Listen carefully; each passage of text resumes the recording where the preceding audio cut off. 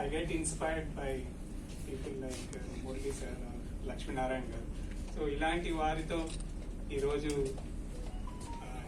ఈ వేదికపై రావడం నిజంగానే ఒక మంచి మహద్భాగ్యంగా అనుకుంటున్నాను. పశువులకు సేవ చేయడం అంటే ఆ డిపార్ట్మెంట్లో మేము జాయిన్ అయినప్పుడు కరప్షన్ చాలా తక్కువే ఉండేది. ఎందుకంటే గ్రామాల్లో పశువులకు సేవ చేసేవాళ్ళం, అంతేకాని అప్పుడు ఇలాంటి స్కీమ్స్ అవి ఉండేవి కాదు. బట్ అప్పుడు కూడా ఎలా ఉంటుందంటే, నా మొట్టమొదటి పోస్టింగ్ మెదక్ డిస్ట్రిక్ట్ లో ఇచ్చారు. ఒక 6 months వరకు నాకు శాలరీ రాలేదు. ఆ 6 months శాలరీ తీసుకోవడానికి సబ్ ట్రెజరీ ఆఫీస్ లో వాళ్ళు demanded some money from me.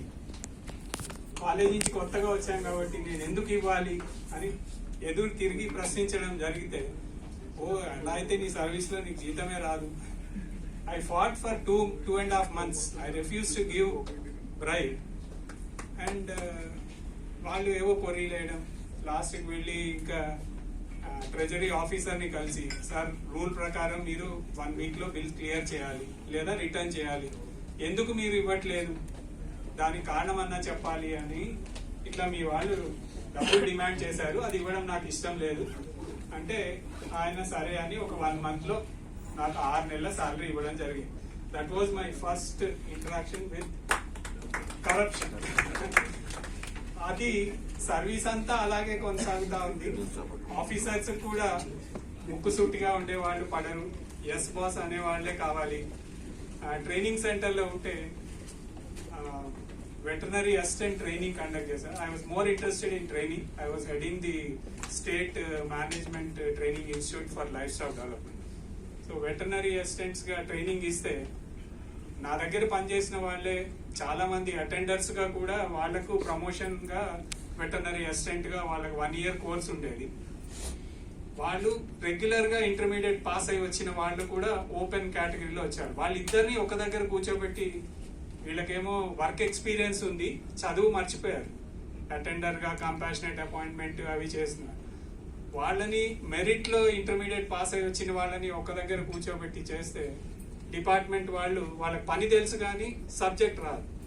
So వాళ్ళని ఏబిసిడీలు కూడా రాయలేని వాళ్ళను అప్పట్లో మా అటెండర్స్ ప్రస్తుత హైదరాబాద్ ఎంపీ గారి దగ్గరికి వెళ్ళి, సార్ ఈయన మమ్మల్ని పాస్ చేయట్లేదు. చివరికి they offered me 1 gram gold each. 11 మంది మేము 11 తులాలు బంగారం ఇస్తాం సార్, పాస్ చేయండి నన్ను అంటారు. మా డైరెక్టర్ గారేమో, ఎంపీ గారు చెప్తున్నారయ్యా, ఇంతమందిలో ఏమవుతుంది పాస్ చేయంటే, I refuse to listen to him. And state మొత్తంలో నేను ఒక్కడే 11 మందిని ఫెయిల్ చేశాను, చాలా బాధగా. బట్ దాని పర్యవసానం ఏమంటే, I was not comfortable in the department. నేను మురళీ సార్ గారి దగ్గర కూడా పనిచేశాను. సార్ అనంతం గారితో I was SPM in life stock livelihoods. So అలాంటి స్థితిలో చివరికి రిటైర్ అయ్యే వరకు కూడా కరప్షన్ తో కొట్లాడాల్సి వచ్చింది. నాకు డబ్బు తీసుకోవడం తెలీదు, ఇవ్వడం అంతకన్నా తెలియదు. నాకు ఏదన్నా కావాల్సి వచ్చినా I use to ask someone, మీరు వెళ్ళి పైరవీ చేయండి అంటే అది నా వల్ల కాదు అని. దానివల్ల చాలా సఫర్ అవ్వాల్సి వచ్చింది. రిమోట్ ప్లేసెస్ లో పోస్టింగ్ ఇవ్వడం, ప్రాధాన్యత లేని పోస్టులో ఇవ్వడం. So they are all part. చివరికి రిటైర్ అయ్యే ముందు నేను సర్ప్ నుంచి మా డిపార్ట్మెంట్ కి వచ్చేస్తే, ఈ గవర్నమెంట్ నార్మల్ గా పోస్టింగ్ ఇచ్చేయాలి, కానీ నన్ను ఒక 1.5 month మంత్రి గారి పిఏ పోస్టింగ్ కోసం తిప్పిస్తున్నారు. వాళ్ళు ఏమంటారు, మీరు నాగర్ కర్నూలు జిల్లాకు వెళ్ళండి, నాకు హార్డ్లీ 7 months ఉంది రిటైర్మెంట్ ముందు. Sir, I don't want administrative post, I want to be in a training center or a lab just before retirement. Ante I was forced to give 50,000 rupees as corruption amount for not getting a district post. I didn't want an administrative post because ఈ గొర్రెల scheme చూసారు ఎలా కోటాను కోట్ల గొర్రెలు లారీల్లో బస్సుల్లో ఆటోల్లో భుజాల మీద అంబులెన్స్లో వచ్చాయో.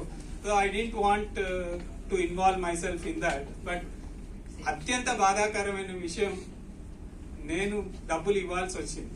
ఎందుకంటే పోస్టింగ్ రిటైర్మెంట్ ముందు నా బెనిఫిట్స్ అన్ని ఆగుతాయని.